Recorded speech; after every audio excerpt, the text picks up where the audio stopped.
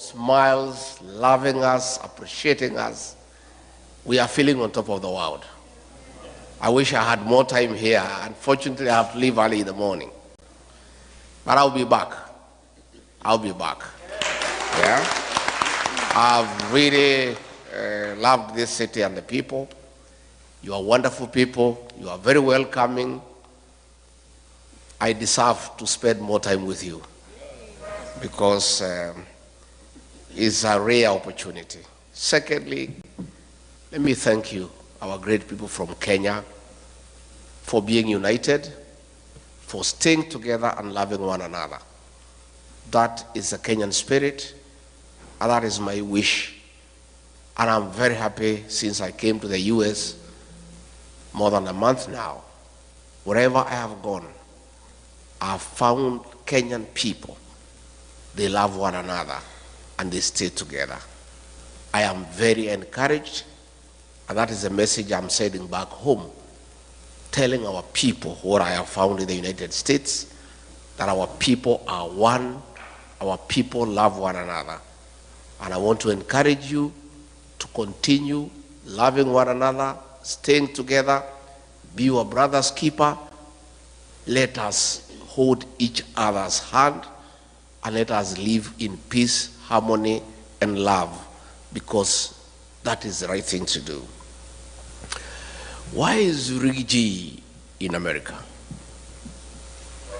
Rigathi G has come to the United States to listen to the ground, because I believe no leader can succeed unless you align with your people. And the only way to align with your people is to listen to them. That is where Kasongo has lost it. He forgot he was elected by people. He doesn't listen to them anymore. And even when there is issues, he doesn't care. He doesn't give a damn. I belong to the school of thought that continuous engagement is a hallmark of good leadership. So I came to the States to listen to the ground.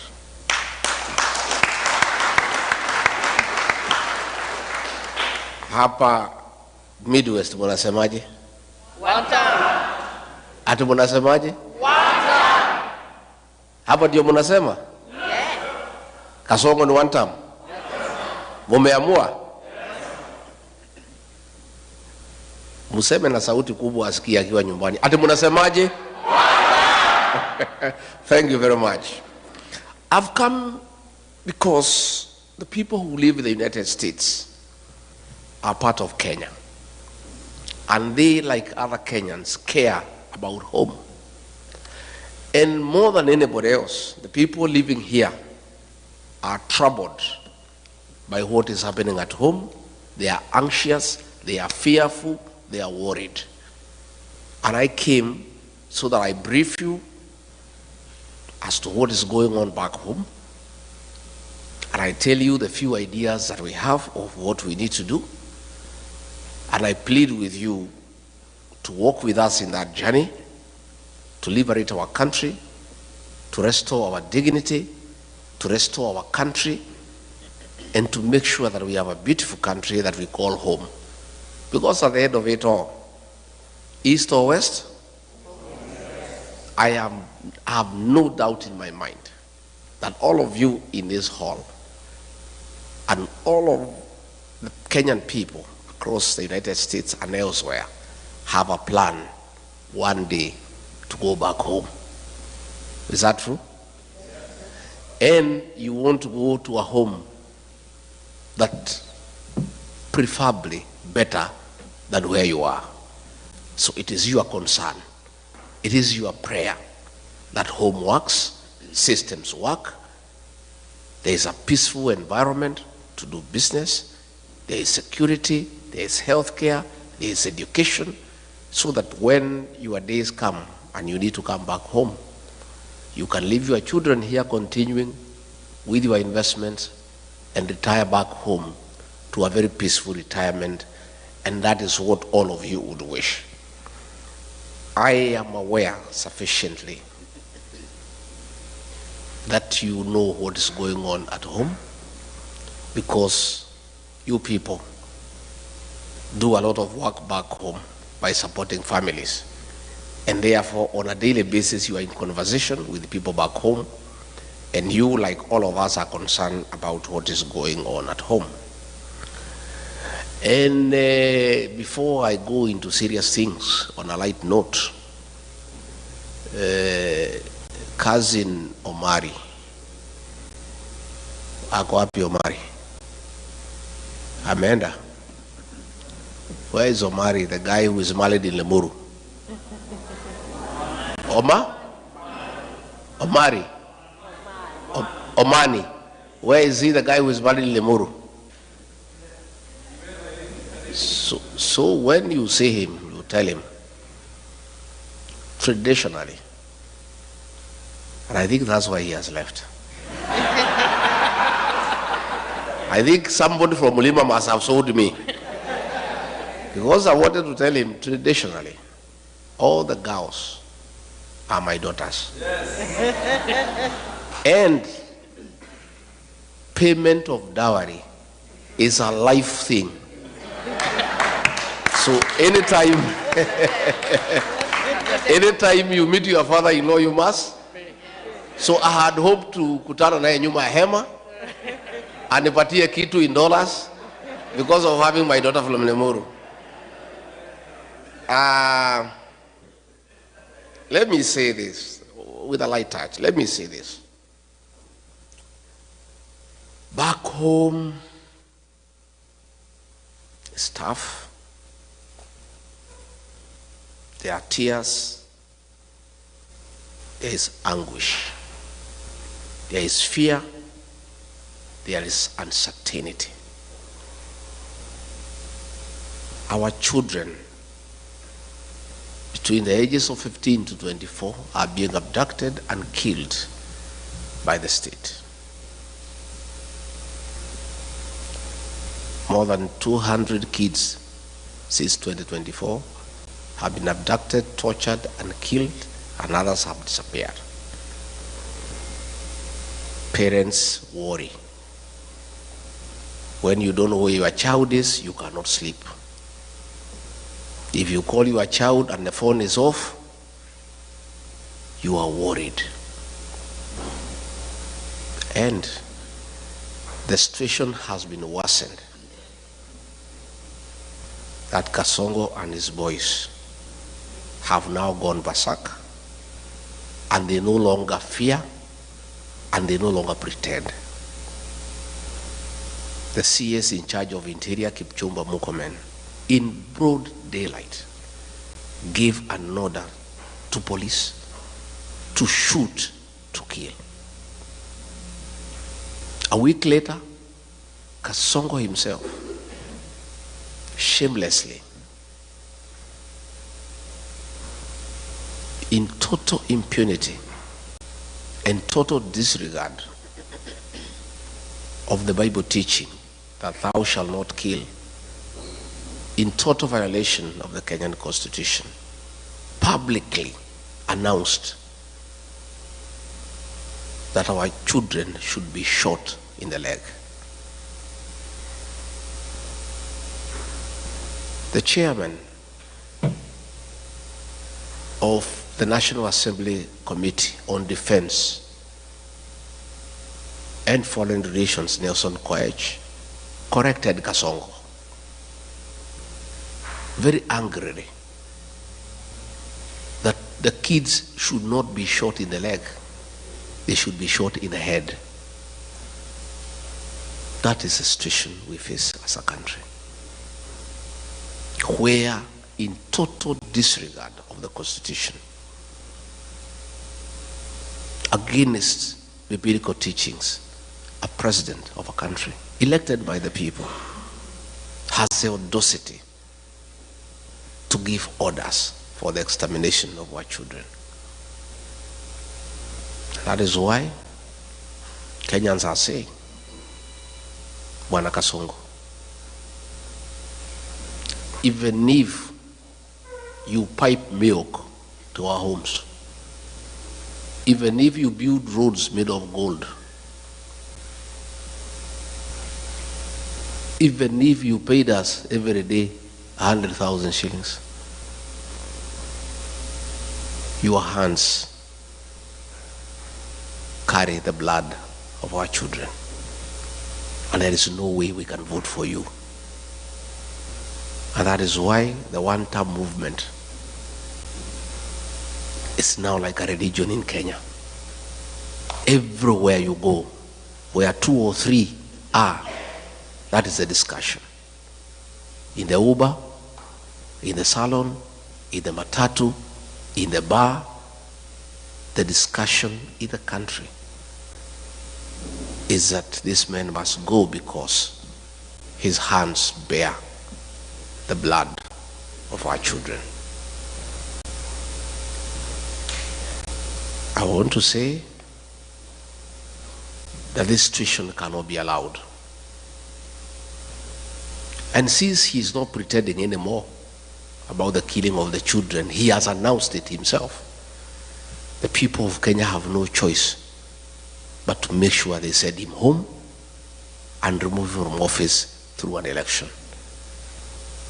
And that is what is going on. Besides that,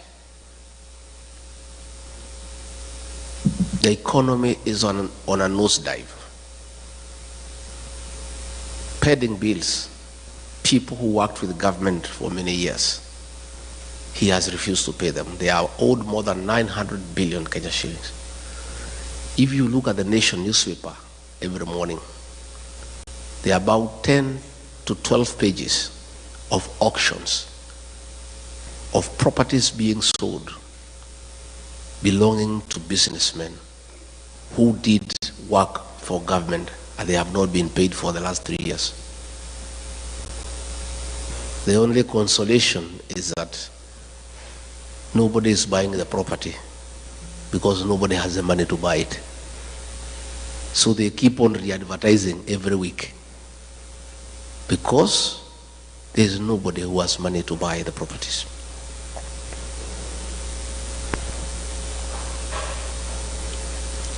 William Ruto found a working education system.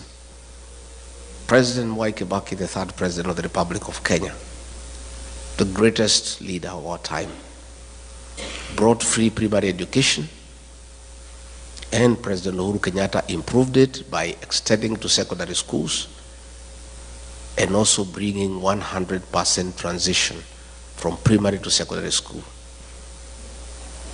He found a working university financing model and a help, a working system most of you went through, including I, that he put it aside and brought something that is not working. As we speak, many university students are at home. They cannot access university education. Most principals of secondary schools and head teachers of primary schools are living in fear and in hiding because of being auctioned. The schools are being auctioned because they have not paid suppliers, because money meant for capitation has not been provided by government. So the education system is facing near collapse. The health system, and you people here in America know how important and critical a working health system means to our people. He found a system called NHIF that was struggling but working, that needed improvement. The people at NHIF had come up with a program that needed 800 million Kenya shillings to reform it and make it workable and compliant with the present times. Kasongo came and discarded that system and brought something called SHA and SHIF at a cost of 104 billion Kenya shillings, money that he is stealing with his cronies. And despite stealing all that money, the system is not working. And you people know that because you have parents back at home. You know when they go to hospital, they cannot get their bills paid by insurance. Again, that is something that he has destroyed.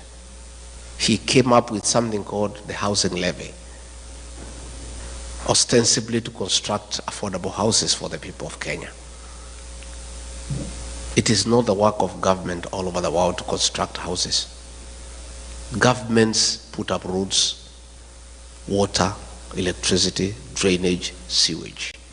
It is the work of the private sector to construct houses. But he has put it by force because he has business interest in company with some Asians to supply cement, steel, and iron sheets. So the whole affordable housing scheme is about corruption. It's about conflict of interest. Again, you find in agriculture, all the sugar factories have been sold to Asians in partnership with Kasongo. Last week, despite us having rice in Moya and Ahero that has not been bought, that is in the stores, he has authorized the importation of 5,000 metric tons of rice duty-free that will come and kill the rice farmer in Moya and Ahero. So you find, because of state capture, the president is in business in every sector. He is competing with every other businessman. And because of his advantage as president, he has killed all other business people. He's doing all the businesses in Kenya. I remember when we came into office, there's something called e-Citizen. It was an app that was being operated by some private people and doing some little work for government. And when he came, he brought a lot of issues saying it is wrong for anybody in the private sector to collect money on behalf of government. And he said the Ministry of ICT must take up e-Citizen. Little did I know he wanted the owners of e-Citizen to come into the open. So when they came, he negotiated with them, took 80% of the business and said they should continue, and ordered all government services to be onboarded through e-Citizen. Out of every 5 shillings that is paid through e-Citizen, he pockets 3. That is not enough. The Auditor General has reported more than 10 billion shillings collected through e-Citizen cannot be traced. So what is happening in Kenya is that we don't have a government. What we have is a criminal enterprise, theft of public funds, where the president has taken over all the businesses in the country. He's the chief procurement officer, he's the chief accountant, he is a supplier, he is everything. And nobody can ask a question. And that now brings me to explain to you why we fell out. I believed this man because he came with a Bible, and I'm a Christian. I'm the husband of a pastor. So when you come with a Bible and say you are saved, I believed this man. And all the things he told me and told the people of Kenya, we believed. I did not even have an MOU with him. We never wrote any agreement. I believed everything he told me. But when we arrived in government, it's a one-man show. He makes all the decisions. And all these decisions are selfish. It's about him. He's a businessman. He doesn't care for the country. And I started telling him this is wrong. Within a very short time, he captured Parliament. Parliament cannot ask a question. He captured the Senate. They cannot ask a question. He compromised all institutions of oversight. Nobody can ask a question.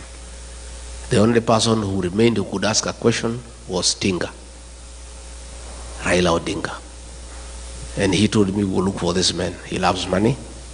We'll give him some money. He'll also keep quiet. And sure as December 25 is Christmas. The way, I'm telling you, just as sure as December 25 is Christmas, the way Osinde has explained, the man is eating and hence observing table manners. He cannot speak, his mouth is full. So the two are one and the same. And you know, sometimes we were debating. Okay, William Ruto is a great mistake.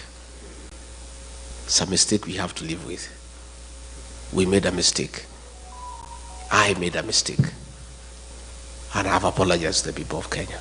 But what was the alternative? Had we elected Raila Odinga, the same thing would have happened. The two would have crossed ranks. They start eating together the way they are doing today. So we are just saying Kenya was presented with two unpleasant choices. There were two hyenas, but they were different. One without teeth and one with teeth. And I think to a certain extent, President Uhuru Kenyatta was right. Probably we should have gone for the hyena without teeth, because it will not finish us in one day. Yeah? Si ingetukula pole pole. Sasa mimi Rigathi Gachagua decided to go for the hyena with the teeth, and it started with me.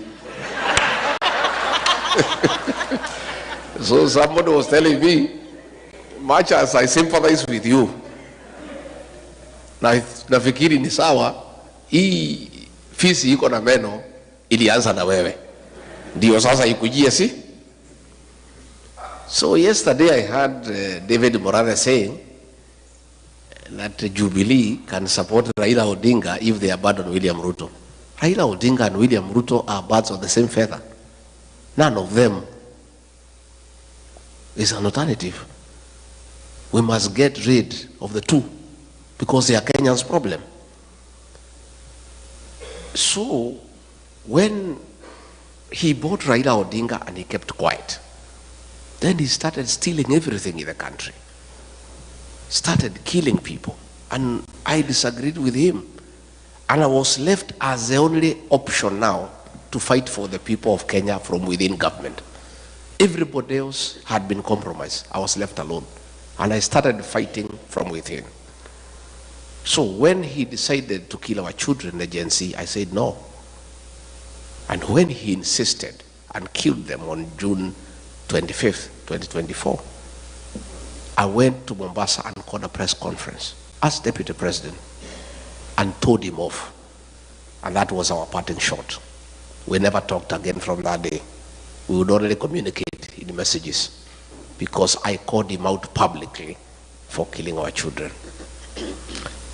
If Rigathi Gachagua was a selfish man, I would have agreed with William Ruto, like Raila. We sit and eat, then we finish the country. Today I'll be a very wealthy man. I would have joined him in all the deals. E-Citizen, we do. Fuliza, we do. Medical equipment, we do. Because he was willing to let me eat so that I keep quiet. He was quite happy. In fact, he told me, we wacha mambo mingi bana. We kuja tukule bana. Hii Kenya ni yako. Hii Kenya ilikuliwa na Kenyatta, bado isha. Ikakuliwa na Moi, bado isha. Ikakuliwa na Uhuru. We, shida yako ni gani? You know? Had I been just another Kenyan, like the Kenyans I see, if I was like Raila Odinga, a selfish person, I would have agreed with William Ruto. I stay as Deputy President. I enjoy the privileges. There are many. And we eat. We finish the country. We let the children die. And I just sit there. But my conscience wouldn't allow. I am not a wealthy man, but I'm not a poor person. And I don't need money myself. My children are big, they are working. My wife is here, is a pastor. Nywele yake hata haihitaji 3,000. So, what reason would I had to join William Ruto in the gravity train to finish our country, to steal everything? I said no, and I paid for it, and I'm happy that I became the sacrificial lamb for the people of Kenya.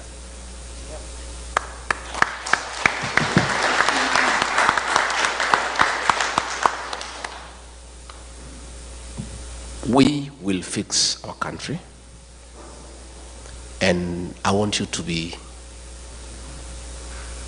comfortable in the knowledge that the darkest hour is just before dawn. Our dawn is coming. The mood in the country, people of Kenya have made a decision. And nothing can change that decision. In fact, it's only that it's far away. Ni mbali sana. 2 years is a long time. But we don't have a choice because we are a democracy and we don't want change through unconstitutional means. We want change through the ballot. So what we're asking is Kenyans to persevere, to be resilient, to be patient, and we'll make the change at the right time. I was worried before I came here that the level of impunity by the president is becoming dangerous because people are being killed every day. When we had Sabasaba, the government hired criminals to burn shops, to destroy property under police supervision. Policemen were shooting people without caring. Young children were killed, and the president did not care because there is nobody to ask him any question. And even when we complain, he doesn't care. I am very encouraged that through your efforts, the day before yesterday, the chairman of the Senate Foreign Relations Committee, Senator James Rich, tabled a bill in the House calling for a review of the status of Kenya as a non-NATO ally for several reasons. Among them, that William Ruto is working with the terrorist groups, most notably RSF of Sudan, where he is in gold business with Hemeti, and where Kenya supplies arms to go and kill children and women in Sudan. The Americans have complained that he has also been doing business with Al-Shabaab. The Americans have called for investigations on abductions, extrajudicial killings, use of police to attack civilians, and other violation of human rights. And within 90 days, an investigation will begin and a report to be made within 180 days. And there is real panic in Nairobi. I saw William Ruto today fumbling with words, trying to explain himself, but trying to digress from the real issues. He was saying that the Americans have a problem with him because he is having a relationship with China. And he is having a relationship with China because it's good for the country. But he's running away from the real issues. And because he follows me wherever I am,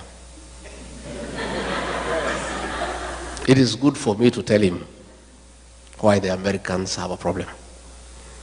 Not just the Americans, the people of Kenya.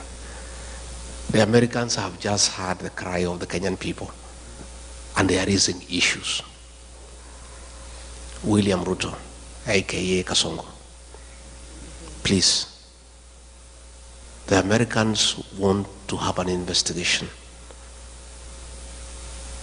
to unearth your business dealings with Hemeti of RSF in Sudan, where you are doing gold business, and in reciprocity supplying arms to the terrorist group to kill women and children in Sudan. You cannot run away with it because we have the evidence. I was your deputy when those meetings took place. I have all the details, and we are giving those details to the Americans. And we are right here in America.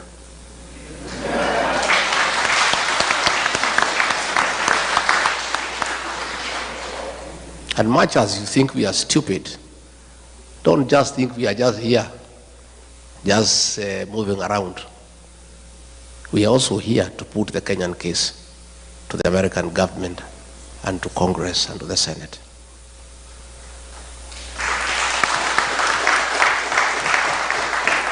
William Ruto, you need to know, the Americans want to know why you are working with Al-Shabaab. Why, when you are in Mandera, you met 3 leaders of the Al-Shabaab militia at night to discuss business with them. They want to know why. They also want to know why you have removed the requirement for vetting of non-Kenyans before they are given IDs. The Americans are concerned that suspected terrorists will be registered as Kenyans and they will find their way to America and the rest of the world and create terror in the world. Your decision to suspend vetting of foreigners before they are given registration in Kenya is a threat to world security. And not just the Americans are concerned, Kenyans are concerned too. And this you must answer. You cannot endanger the security of the world because of your business interest. It is true you are doing business with Al-Shabaab, but you cannot endanger world security. The Americans also want to know why, against the Kenya Constitution, you have become the worst violator of human rights in Kenya. Why are you abducting young children? Why are you killing young children? Why did you abduct American, Turkey nationals of American origin who were abducted and disappeared? These are things that are in the radar of the American security system. You can play around with people in Kenya, but you cannot play with the American government. They have you on the radar. And the evidence is everywhere. And you cannot run away from it. So please, don't hide behind China. The issues you need to confront are well known to you. That you have compromised world security in pursuit of business interest. And this time around, you will not escape. You may push people around in Kenya. You may harass everybody in Kenya. But I don't think you have the capacity to harass the American government. And they have you under the radar. You can run, but you cannot hide. Your day is coming. I want to say that the evidence is there. The shoot to kill orders by Kipchumba Murkomen, he cannot deny. Your own order of shooting people in the leg, you cannot deny. So even if you get the PS for Foreign Affairs to issue statements, the evidence is everywhere. And you must be held to account. In fact, the other day when I was here, I was with some senior American leaders last Sunday. And we were watching live a meeting taking place in Muranga, where policemen were beating leaders and they were protecting armed goons. And these American leaders could not believe that it is possible for policemen to attack civilians. They could not believe it. They could not believe that policemen can escort gangs to beat civilian population. William Ruto, that evidence is here in America. And there's no way you can run away from it. And those things will come to light. On that matter, let me appeal to all of you. In your respective states, you have senators, you have elected, you have congressmen you have elected. Please tell them about Kenya. Tell them to support this bill when it comes to the floor of the House. Give them details of what is happening in Kenya so that they are well informed, so that they can support the bill, so that a review is done. And our request to the American government and the American people, please don't punish Kenya because of the atrocities of William Ruto. Don't withhold military aid to Kenya. Don't withhold sharing of intelligence with Kenya. Don't withdraw all those facilities that come with that privilege of being recognized as an ally of the NATO states. All we are asking the American government to do, once you confirm all these concerns, help us. Don't have sanctions against the people of Kenya or our country. Please, just do the right thing. Impose sanctions on William Ruto as a person, never to come to America.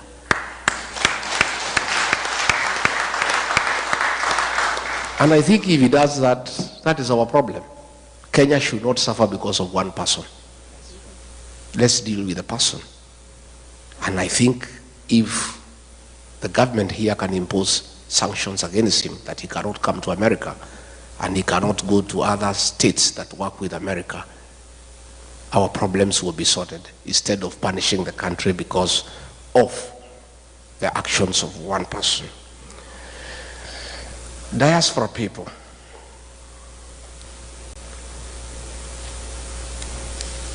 you people are very important partner to any serious administration. In the 70s, coffee was #1 foreign exchange earner for our country.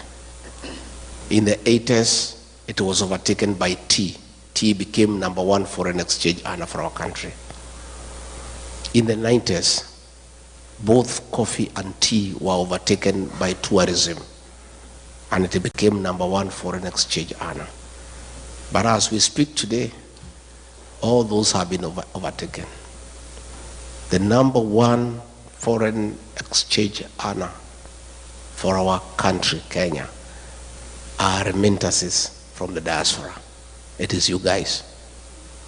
You are the drivers of our economy. Our economy relies on you. It's the dollars you send home that we use to pay our public debt. It's the dollars that you send home that we use to import products from across the world. It's the dollars that you send home that are running our embassies. Hence, you are a very important stakeholder in the economic development of our country. For those of us who rear dairy animals, the dairy cow, for it to give you milk, you must look after it. And if you don't, it will refuse to give you the milk. You must give it hay, you must give it dairy meal, you must give it lucerne. Nowadays, at home, we are supplying mattresses for cows to sleep on so that they don't feel cold at night. And some farmers are going to an extra mile to make sure the cows are happy and they produce milk, of playing country music of Ken Rogers and Don Williams to the cows so that they can produce milk. The diaspora brigade is our dairy cow for the Kenyan economy. We must look after you guys. And there is no way you guys are going to send your own money home for Kasongo to steal it. You will not agree. So we must correct the situation. You guys want nothing to do with corruption. I have talked to many of you since I came, and all of you have allergy to corruption. Isn't it? In fact, everybody I've had a chance to speak, they are telling me when they come to the airport how they are treated. When they go to Nyayo House, the way they are treated. And you guys cannot stomach it. We must deal with corruption in Kenya decisively. And they say the fish rots from the head.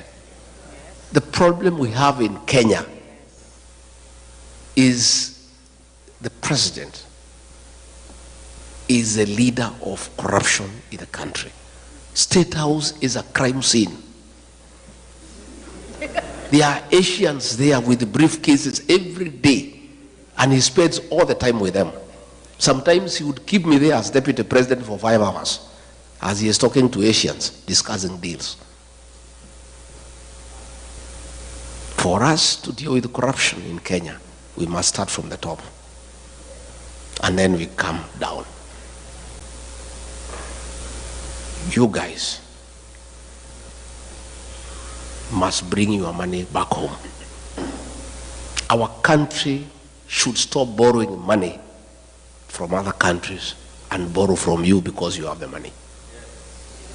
But you can only give us the money if you are sure we'll give it back to you, and if it will be spent prudently for the benefit of the country. And those are the things that we want to form the government together, so that we can have very practical programs that satisfy what you want. I have said, and I said in Texas, that you guys, going forward, working with us when we form government, we want you to form a very strong diaspora bank for your money, for your investment here, with branches in Kenya and all over the world.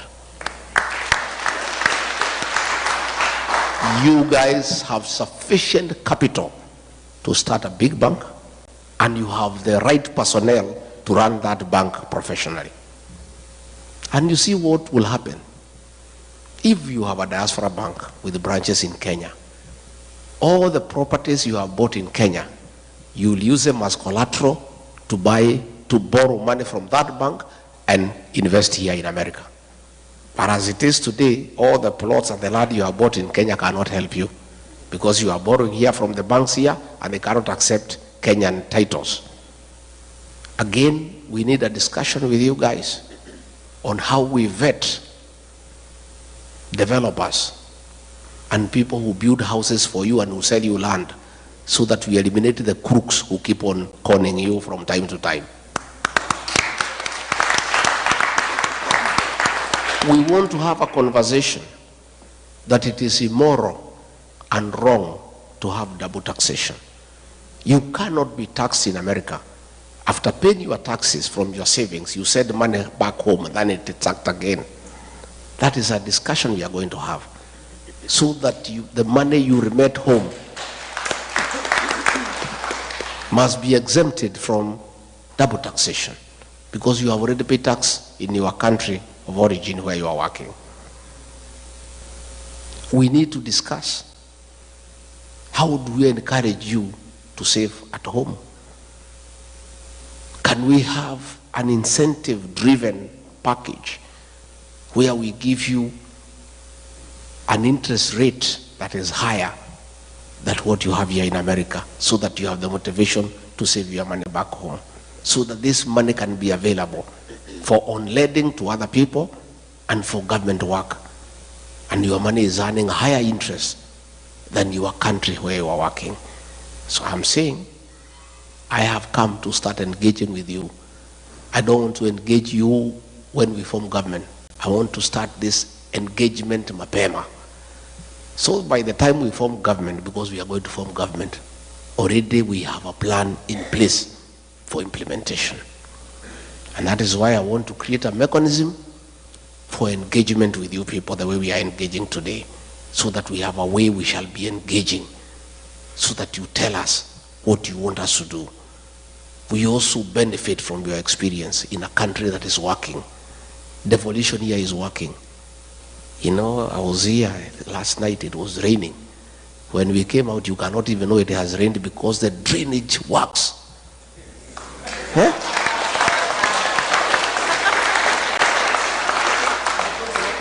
Kwetu ikinyesha hata hutaki kwenda nyumbani, because you are sure you need a mkokoteni to take you to your car. You know, we were here and it rained very heavily. By the time we went outside, you cannot even know there was rain. We need to learn from the best. And that brings me to the question of the involvement of diaspora in running government.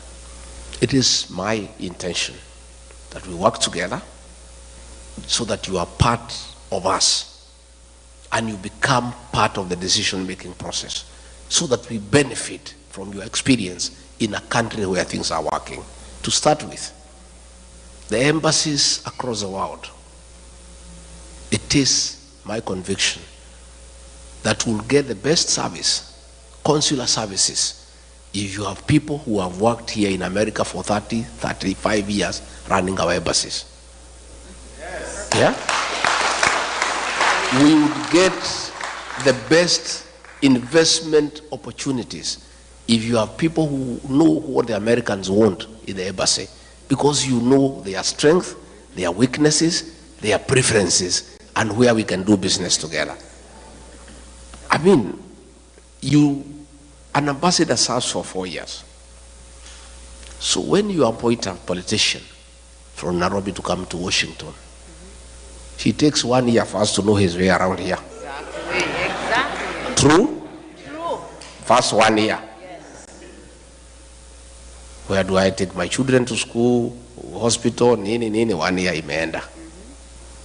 Second year, start making friends with the Americans here. Imeisha. Mwaka ya tatu, kujua Wakenya wanakaa wapi. Before he can even now start working, he is on his final year. Isn't it? But if you have somebody who has stayed here for 30 years, already who has a home, we simply walk to the office and start working without wasting any time. Ataletwa tu Nairobi, there is a course there, kufundishwa kukula na uma nini, already you know. Yeah? So even that course you'll be exempted. Sindio? You know, they come there, how to hold a wine glass, nini, what table manners, nini. So you guys, those things you already know. Yeah? So nafikiri, you only come for that course for 2 weeks to understand your reporting mechanism. How will you be working with the PS? How will you be working with the president? Those are the little things mtafundishwa wiki mbili tatu. But all the other things here, you know. Isn't it? So it's my intention. And that is a promise I'll keep. Because it costs me nothing other than good manners to keep that promise. You guys are already here. You have the papers. Mumesoma. You know the place. You know your way around. You know how to use a fork and a knife. Sasa iko shida gani? There's no problem. Number 2, I have said, I also want you guys to come to the National Assembly and help us make good laws. Yeah? I want you to come to the Senate and help us make good laws. I want you to come to the county assemblies and help us make good laws on devolution. So, I want to appeal to you, wale munaweza, muende nyumbani, mupiganie viti. Lakini on top of that, we shall nominate one person from diaspora to go to the Senate, another one to go to the National Assembly. Yeah? And in the counties we are strong. At least every county assembly we have one person from diaspora to come and help us to make good laws for devolution. Because devolution is working out here. And we want to borrow from people who know. Again, we'll also want you to come and serve in the national government. Let us have 1 or 2 PSs, wako pale. Let us have a cabinet secretary, ako pale. Let us have people in parastatus. You guys have the necessary expertise and experience. And I think for any leader who wants to make a difference, it is foolish not to utilize the available capacity for the country. And you guys have all the necessary capacity to assist the president to run a country successfully. So these are things that we want to do, and we'll be able to help each other. Again, I said when I was in Texas that we'll have to add 2-3 consulates across this large country to help. I think asking everybody to go to Washington or Los Angeles is a bit too hectic, so we'll add 1 or 2 or 3. Again, we'll introduce mobile consular services so that we have people coming here for a month. They issue IDs, passports, and they go to another state. That is something we can be able to do so that we make it a bit reasonable and cheaper for you to access consular services by bringing the services where you are. I am a strong believer. I am a very strong believer that it is our business to take the government to the people, not the people to the government. It is us to take the government to the people. We will bring consular services to where you are, because that is the right way to do things. So mimi sitaki nisidishe hapo. I want to say, because I have found a few questions that have been written here, I'll go through them and I answer them, because I believe in participation. I don't believe like Kasongo in praise and worship. You know, the government he runs is praise and worship. We have some very funny characters there. You know, whatever they are told by Kasongo, I don't know what happened to their brains. If the MP for Kikuyu is told by Kasongo, go and insult Pastor Dorcas, anaenda anachukua microphone na mtukana. I saw another lady from Murang'a, anaambiwa na PA wa president, anaparade yeye mbele ya umati, anaambiwa asunguke. I don't know kama mliona. Ati huyu mama si ako sawa, si asunguke, muangalie vile anakaa, anasunguka. Huyu mama si ukiwa naye kwa kitanda utaamuka vizuri. You saw that woman? Yes. You really wonder what happened to our leaders. Ni kurogwa ama ni ujinga ama ni zote mbili? Zote. Eh? Zote. I can't understand. I don't understand what has happened to our leaders. Somebody ameuliza sijui ni nani, what is the game plan? You are impeached, so you won't run or otherwise. Nani ameuliza hiyo? Somebody ameuliza hiyo? Let me explain. Rigathi Gachagua is a presidential candidate. And nothing stops me from running. The Kenya Constitution says the right to vie for office is absolute.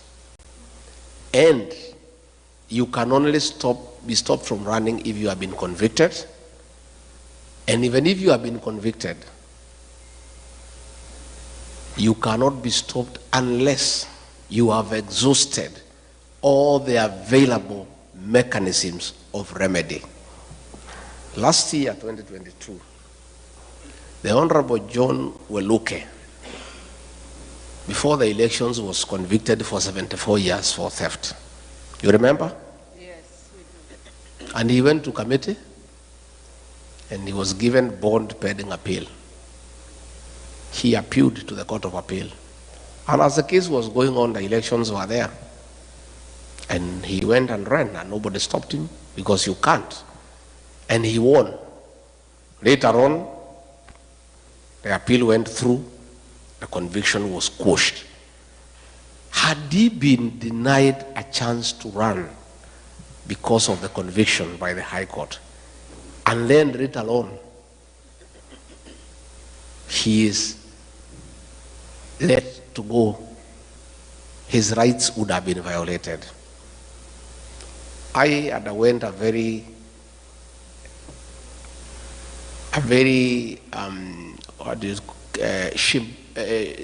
shambolic exercise at the National Assembly and Senate. Everybody knows there was nothing. People were paid.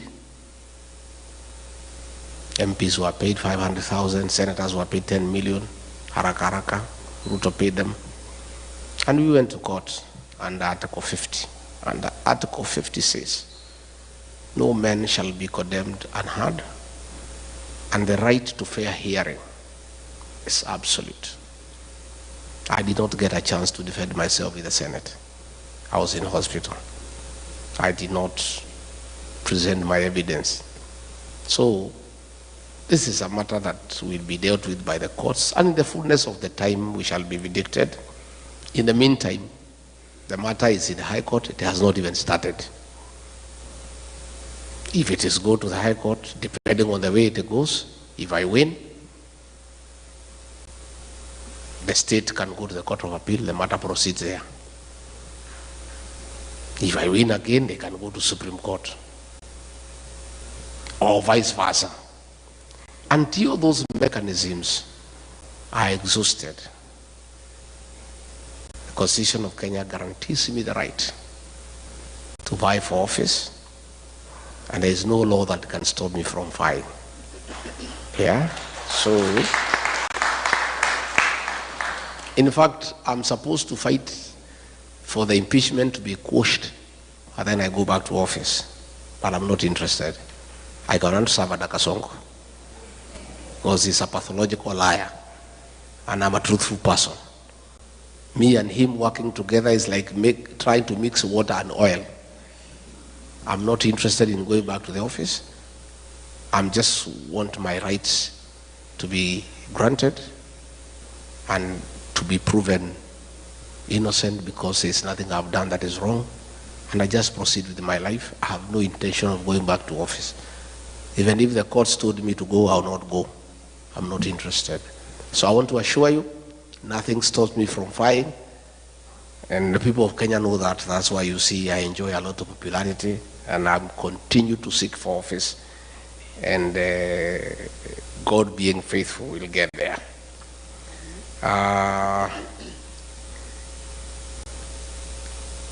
Now that you are teaming together, do you have a very strong candidate to face Ruto? Because we can't stand another 5 years of Ruto regime. Jackson. The second question, the second statement is true. We cannot stand another term of Ruto. Because if he is telling policemen to shoot people, and he still wants our vote, what if we elect him and he doesn't need the vote? He'll shoot us himself. True or false? Yeah? Do we have a strong candidate to face William Ruto? What a question. Si niko hapa Jackson? Niko.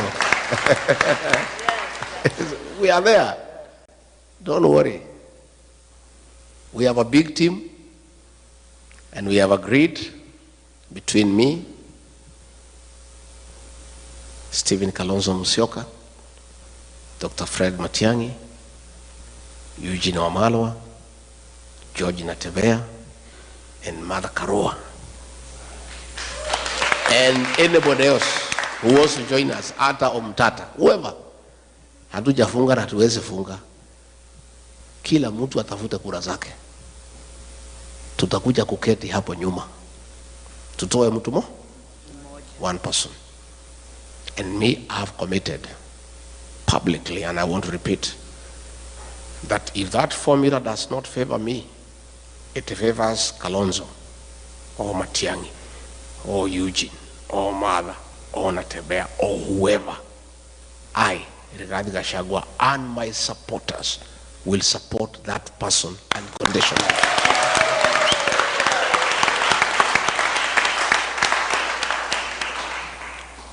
Lakini Mungu akisaidia ikuwe ni mimi, hiyo mtu nitakimbiza yeye kama baisikeli ya kuibiwa.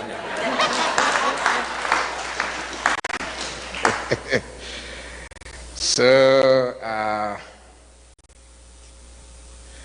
plan for the upcoming generation and Gen Zs in matters concerning unemployment is true. We've got a plan. William Ruto says we have no plan. We have a plan. It's only we don't want to bother with him. Because why does he want to know our plan? Our plan first is to remove him. You know? And you guys will play a role. The way to create employment for our country is to create manufacturing as a pillar of economic intervention so that we can create jobs and widen the tax bracket. And one of the ways to do that is to give incentives to direct foreign investors and even you guys. We can say, for example, anybody who starts a factory in Kenya, or a cottage industry for that matter, we can give you 5-year grace period not to pay any tax so that we give you an incentive to come and start a factory home and create employment. And then we can collect money in the pay-as-you-earn from the employers. So we have got a good plan that we must encourage people to come and start factories, to start cottage industries. Again, we want to do a lot of expansion in agribusiness in northeastern Kenya, in northern Kenya, by having water for irrigation so that those farms become arable and they'll create a lot of employment. Again, we have a team of people now who are working on our manifesto, and in the fullness of time, you will be able to see what is that we have to offer. Banking for diaspora, I've already said. Health, food where using GMO, yeah. That thing was brought by William Ruto, and it's something that we are opposed to at home. We have our farms that we can do organic farming. We don't need GMO in Kenya. This is unnecessary, you know? And these are things that were done hurriedly without proper research, without looking what are the health implication and what is it for our country. Because we can produce enough food for our own consumption and surplus for export. We don't need to import GMO from America or from anywhere else. We'll do our own organic farming in Kenya. If elected, how would you deal with corruption? Paul Bogwa, I have said, we have to start from the top. And I think I have demonstrated to the people of Kenya that I'm not corrupt, and I cannot bed to corruption because I had the opportunity to do so. I was already on the eating table with William Ruto. He invited me, we eat together. I declined, and I lost a job for refusing to eat. So I don't think I can change. When I become president, I go back to the same table to start eating what I rejected. I think we want to live like America here. Live on your sweat. Just work hard, earn an honest pay, and live well and honorably and fulfilling life. There is somebody here who wrote, I don't understand what he meant. Dicho, you said, if yes, how often do you check on each other? If no, since when did he become your enemy, John Dicho? What do you mean by that? Occasionally, refer to President Ruto as your friend. Refer to? As your friend. Is this still your friend? Who? You know what happens? You know what happens? Ruto, by the way, is not my enemy. He's the enemy of the Kenyan people. Yeah? What normally happens when you are talking at our level, you are just decent. You refer somebody as my friend, as my brother, but not necessarily because he's your friend. It's just etiquette. Yeah? It's just etiquette. I have no enemy. I have no issue. I am not vengeful, but I'm responsible. William Ruto is not my enemy. He's the enemy of the Kenyan people. And the Kenyan people will have to deal with him in a decent manner through the ballot. Yeah? So there is nothing personal, there are no hard feelings. It's simply about our country that we cannot allow it to go to the dogs, and we need to get rid of him.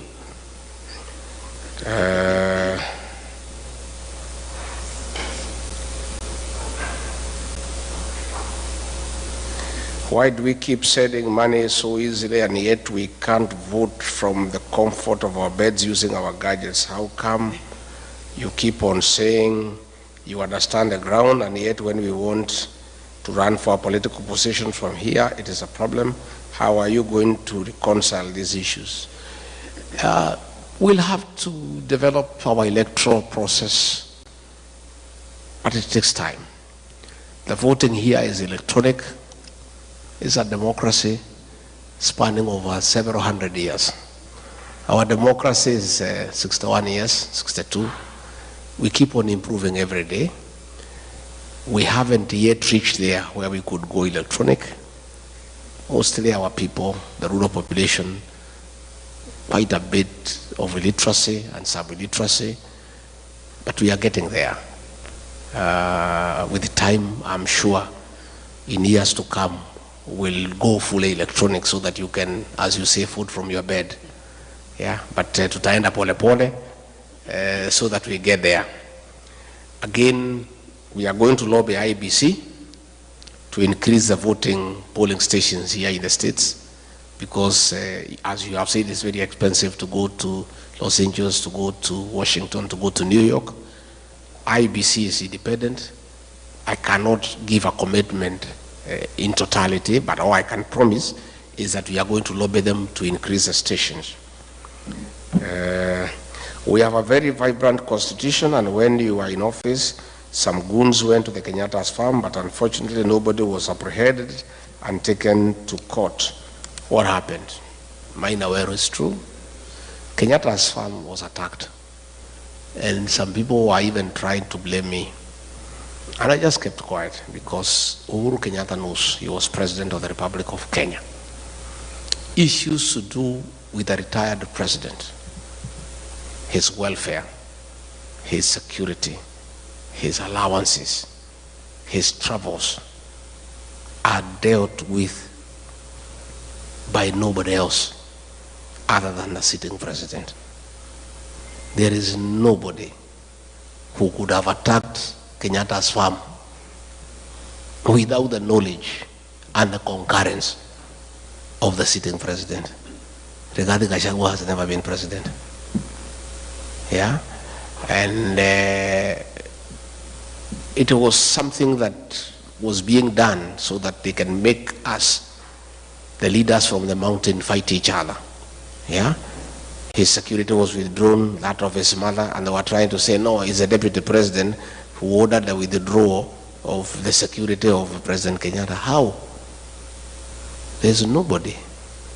Even today here in the US, matters to do with the former presidents will be dealt by the president himself. Even the Retirement Benefits Act for retired presidents is administered by the Controller of State House. Yeah? So what happens if Kasongo ever comes here? You direct that question to him. He'll be able to give you an answer.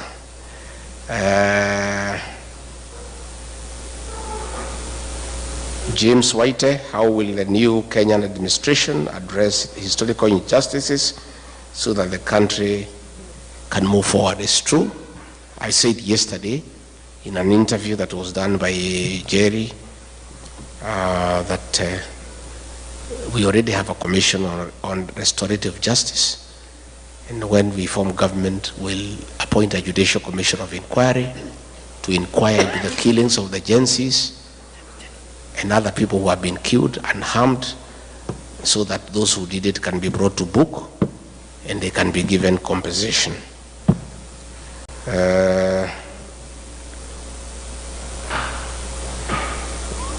Peter Mongai, which formula will you use to select your flag bearer, considering the flag bearer must be acceptable? Hiyo sasa ndio kadi yetu. Tukitoa hiyo si tumeisha. So hiyo hatuwezi sema saa hii. But there will be a good formula, and I can tell you we'll come up with a good candidate.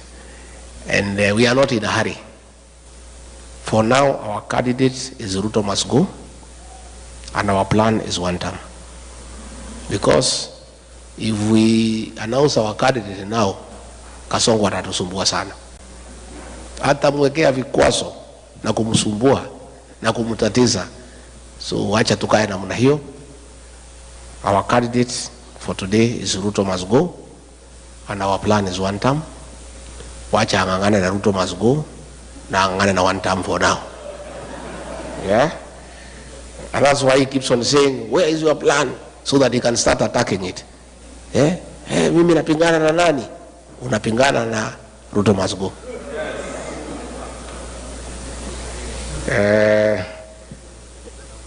There is so much looting of e-citizens. That one I've already answered. I've told you, you are asking what will happen about recovering money that has been stolen. This money will be recovered, I can tell you. You have seen agro-leasing that happened in 2003. The High Court has ordered that those people must be tried. So I want to put on notice those who are still stealing public funds, including what is being used by Soprano to bribe people, will have to be paid. Yeah, and this money will be recovered. What are you doing to mobilize voters to register for elections, especially the youth and the people who are yet to register to vote? We just continue public education, advocacy, and appealing to them, and I want you to help me. Call home, find out whether your young brothers and sisters have registered, and urge them. We continue to do that, and asking our parents that if they don't register, that is a vote for Kasongo. So that we continue doing. What is the solution to be executed immediately after the government is removed from power, so as to save unemployment situation in the first year? Employment imesema tayari. What is your vision to achieve more equitable distribution of resources and positions and overall more fair society? You know, resources must follow people. I believe in a very fair formula to distribute resources, with population being a very important factor, followed by poverty index, so that we have fairness and equity. So once we follow the principle of population as a basis for resource distribution, you get a lot of fairness. But we also take into consideration areas that have been marginalized and with a very high poverty index, so that they get some rebate, so that they are also not left behind. What are you guys doing to Gen Zs into believing there is a plan beyond one term? Francis Chege, we continue to engage the Gen Zs. This morning I talked to about 100 Gen Zs on phone, and the Gen Zs are aligned that we don't just want them to vote for us and we do things for them.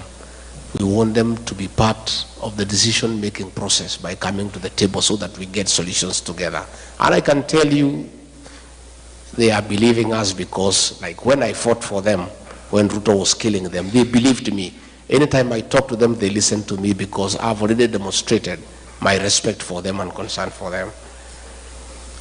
Now the IBC commissioners have been put in place. How do you ensure elections not a repeat of 2022? That is Lucy. It's true. We continue to engage, and we'll create enough mechanism to make sure that we have quality agents. The veracity of an election is determined by the quality of agents in every polling station. It's very difficult to interfere with an election, because when votes are cast and counted in the polling station results are final.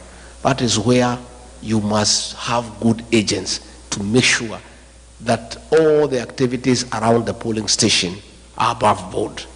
The rest in Nairobi is a purely mathematical exercise of adding numbers, but the polling station results are final. So what we are investing in is quality agents, and in my party, the DCP, I'll work with agencies so that they are very alert And they can also assist us in documenting through their smartphone on Form 34A so that the outcome of the results is well captured and stored.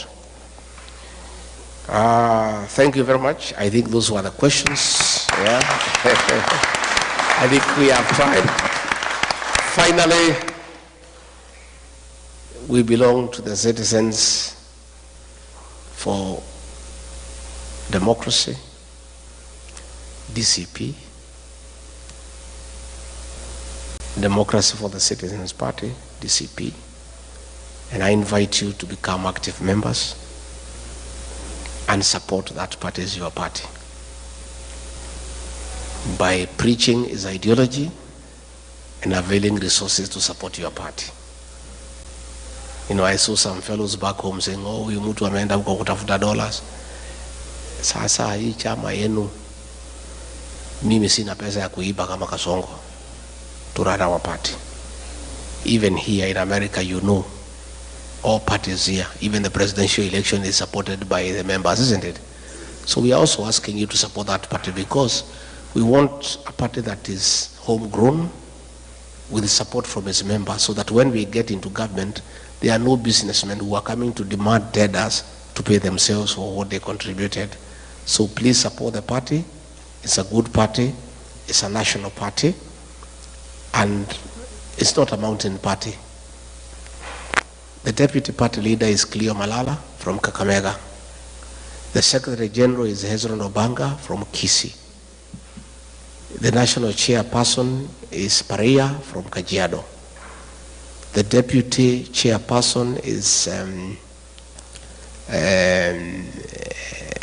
Owino from Kisumu. The treasurer is Mwikali from Machakos. Deputy secretary general is Ole Kamwaro from Narok. And like that. Again, out of 34 members of the national executive, 9 agencies. So we are well represented. It's a national party, and I want to request you to be very active here in Midwest. This is your party. We'll form the government together, and we are serious partners. And I want to continue with this engagement. I'll come again when I have sufficient time so that we spend more time. But I want to say I feel loved, I feel well taken care of, and I believe I have answered the issues that were concerned to you. Have I? Yeah? Can I ask Pastor Dorcas to come and say hi? Yes. I believe in very strong family values as the basis for a strong nation. And that is why I walk around with my wife, because you must lead by example. There is no way as a leader you'll say you believe in very strong family values and you don't lead by example. And many people who are uncomfortable of the support I'm getting back home from families, because families are supporting me because they are saying Ricky G has shown us he believes in strong family values. That is why they like Pastor not to be seen with me, so that I lose that advantage that I'm having from families. They are wasting their time. Yeah? So I'll continue, and I also want to ask you to have strong families as a basis of having a strong nation. Pastor Dorcas.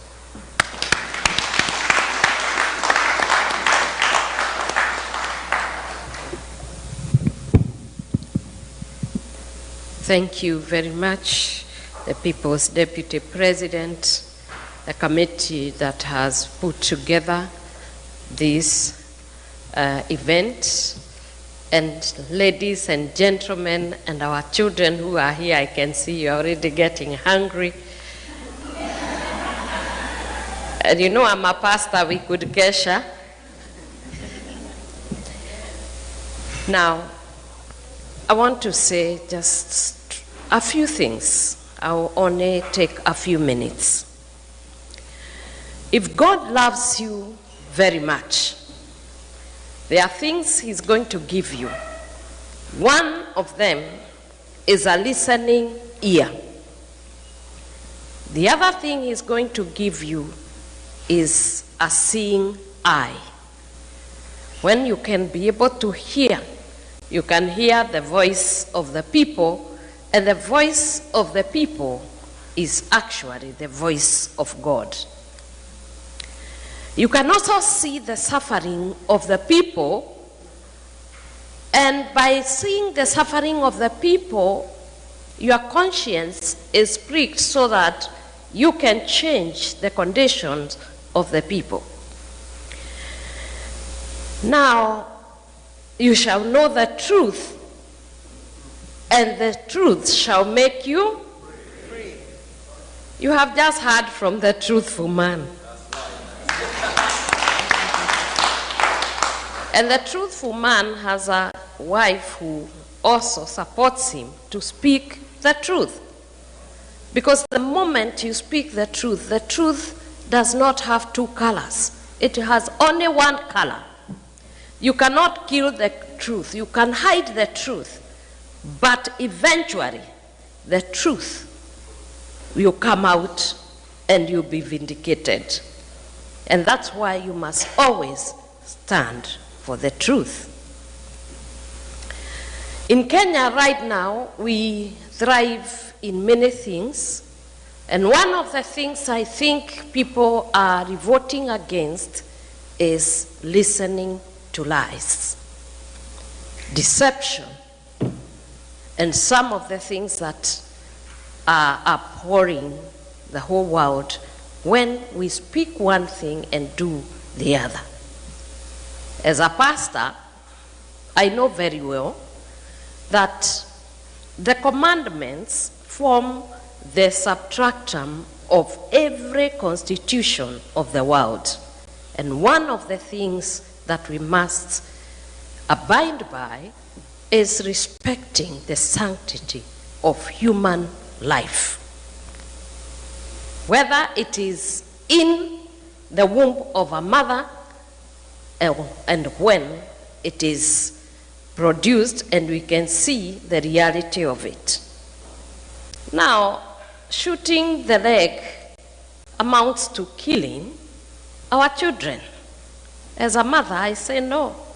We cannot stand and not speak about it and speak like it is not happening. When you say shoot the leg, what do you mean? Many of you are working with the health sector. If you are shot in the leg, can you die? Yes. If you are shot in the head, can you die? Yes. Then what we are saying is simple. We need to be decent human beings with a conscience that tells us that our children are asking for what is true and what is just. All they are asking is stop corruption.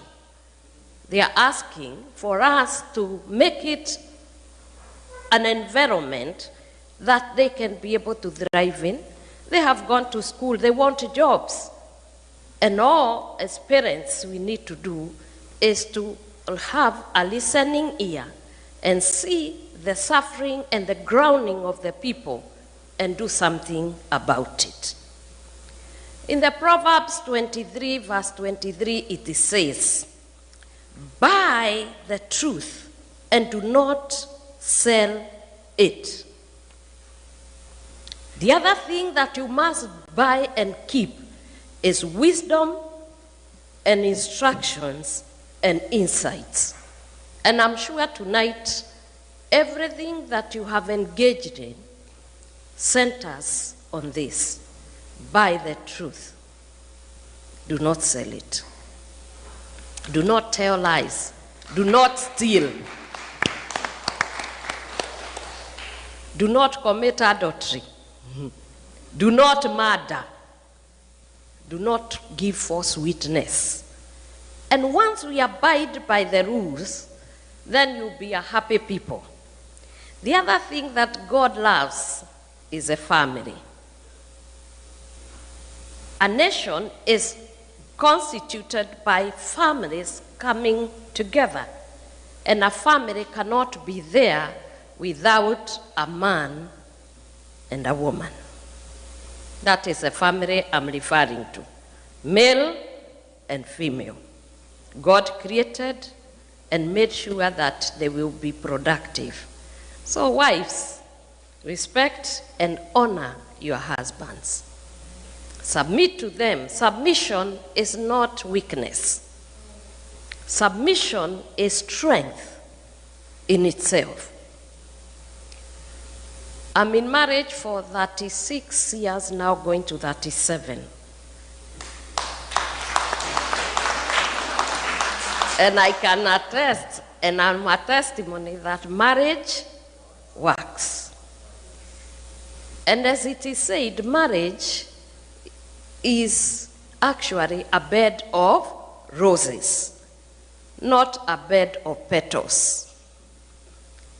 If you go to your rose garden and you are not careful to wear some gloves when you are cutting them, you are going to get hurt. It is the same with marriage. It is beautiful, but you must work on it, and work on it with tolerance, with understanding. When you get into marriage, some people get into marriage expecting their partners to love them and to do everything. Now, if you really wanted real love, like the ones we are seeing in the reels, most of us, and I'm a victim, we check with our agencies there. When we go to the media, we browse and we see on the reels. You know this, and I'm talking to my young girls there because we are told as mothers we must talk to our daughters. That is not marriage. Where you go, you knock onto a person and they tell you that you get married, and then the guy is rich, I don't know, there is an inheritance, and you go round. It is not like this. You must come solid, expecting that you are marrying a man who is a human being, who will have an issue. And you yourself, you are also human beings. If you want to marry angels, please go to heaven.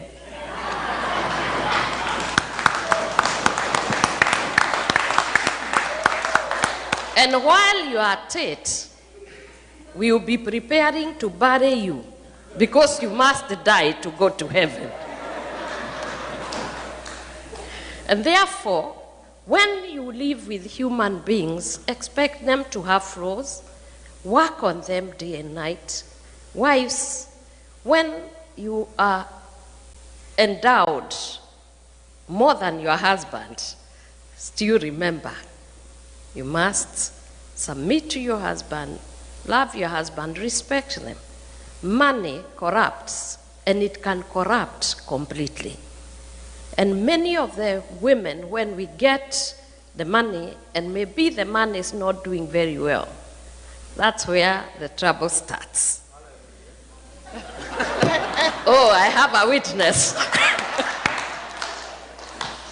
But this is for another day. For the men, love your wives.